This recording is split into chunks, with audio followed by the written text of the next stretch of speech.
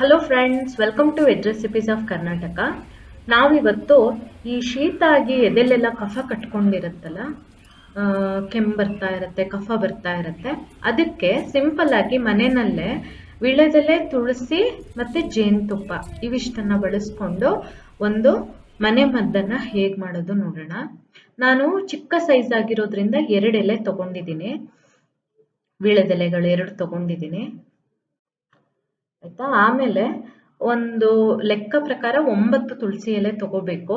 ಒಂದು ದೊಡ್ಡ ಎಲೆ ವೀಳ್ಯದೆಲೆ ಆದರೆ 9 ತುಳಸಿ ಎಲೆ, ಅದು ಸಹ ಸಣ್ಣ ಎಲೆ ಆಗಿರೋದ್ರಿಂದ ಸ್ವಲ್ಪ ಜಾಸ್ತಿ ತಗೊಂಡಿದ್ದೀನಿ. 2 ಎಲೆಗಳನ್ನು ಚೆನ್ನಾಗಿ ತೊಳ್ಕೊಂಡು ಈ ಥರ ಒಂದು ಬೌಲಲ್ಲಿ ತಗೊಂಡು ಅದಕ್ಕೆ ನಾನೀಗ ನೋಡಿ ಒಂದು ಚಿಕ್ಕ ಚೂರು ಶುಂಠಿ, ಒಣ ಶುಂಠಿ, ಒಂದೆರಡು ಕಾಳು ಮೆಣಸನ್ನು ಸೇರಿಸ್ತಾ ಇದ್ದೀನಿ. ಅದು ಬೇಕಿದ್ರೆ ಹಾಕ್ಬೋದು, ಇಲ್ಲಾಂದರೆ ಬೇಡ. ಕಫ ತುಂಬ ಜಾಸ್ತಿ ಇದ್ದರೆ ಮತ್ತು ದೊಡ್ಡವರಿಗೆಲ್ಲ ಕೊಡೋದಾದರೆ ಅದನ್ನು ಸೇರಿಸಿ, ಮಕ್ಕಳಿಗಾದರೆ ಬರೀ ತುಳಸಿ ಮತ್ತು ವೀಳ್ಯದೆಲೆ 2 ಸಾಕು. 1-2 ಹನಿ ನೀರು ಬೇಕಾದ್ರೆ ಹಾಕ್ಕೊಂಡು ಚೆನ್ನಾಗಿ ಈ ಥರ ಜಜ್ಜಬೇಕು. ಒಂದು 5 ನಿಮಿಷ ಜಜ್ಜಬೇಕಾಗತ್ತೆ.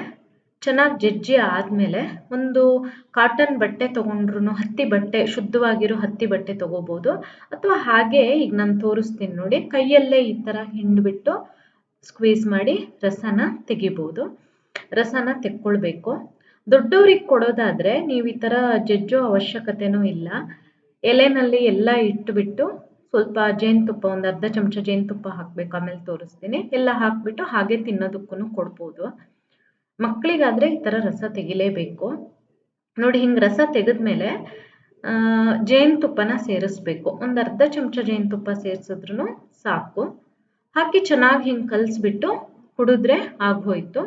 ಒಂದು ಹೊತ್ತು ರಾತ್ರಿ ಮಲಗೋ ಮೊದಲು ಕುಡಿಬೋದು, ಅಥವಾ ಜೋರಿದೆ ಅಂದರೆ ಒಂದು 2-3 ಸಲನೂ ತಗೊಳ್ಬೋದು. ಇದು ತುಂಬ ಚೆನ್ನಾಗಿ ಕೆಲಸ ಮಾಡುತ್ತೆ. ನೀವು ಮನೇಲಿ ಮಾಡಿ ನೋಡಿ.